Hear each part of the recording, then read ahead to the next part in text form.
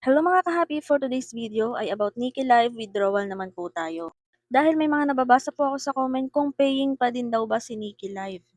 At paano daw ba mag-withdraw dito? So ayan, kailangan mo rin ng 100,000 beans or $10 para maka-withdraw. Yun po yung minimum na kailangan ni Nikki Live. Kapag may 100k na kayo na beans, ayan, i-click nyo lang yung beans nyo na yan. So mas okay mga B kung may pasobra, okay? So ayan mga B, click nyo lang ulit.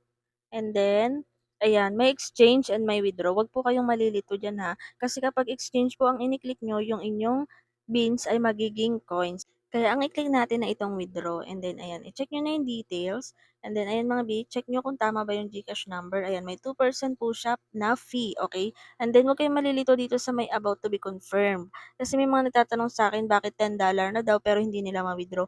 Kapag may amount to be confirmed po kayo mga B, chine-check pa ni Nikki Live yan baka kasi i-refund. So may mga ganong pangyayari, okay, nire-refund ng sender or gifter yung binibigay nilang gift. So ayan, dito tayo titingin sa withdrawal amount. So may $10.15 ako, pero ang withdrawal amount ko lang is $10.05.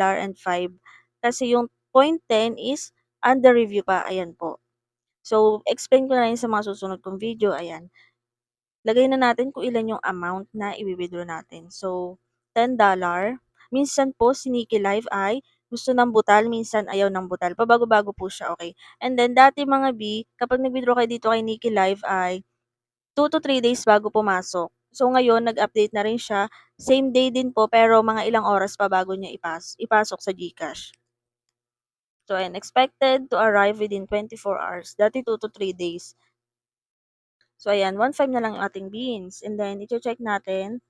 Basta mga B, kapag magwi-withdraw kayo, i-check nyo yung about to be confirmed kasi hindi pa yan masasama sa wi-withdrawin nyo, okay? Kapag nasa amount to be confirmed, hindi pa siya kasama sa wi-withdrawin.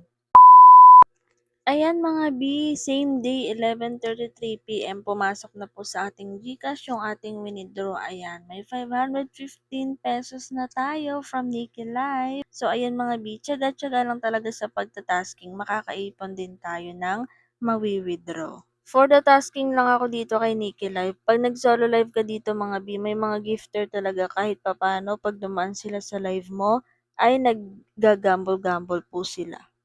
So, yun lang for today's video at kung may mga tanong pa po kayo, pwede po kayo mag-comment or pwede nyo i-check yung aking playlist dito sa aking YouTube channel. Baka nandun na yung sagot sa inyong katanungan and thank you for watching!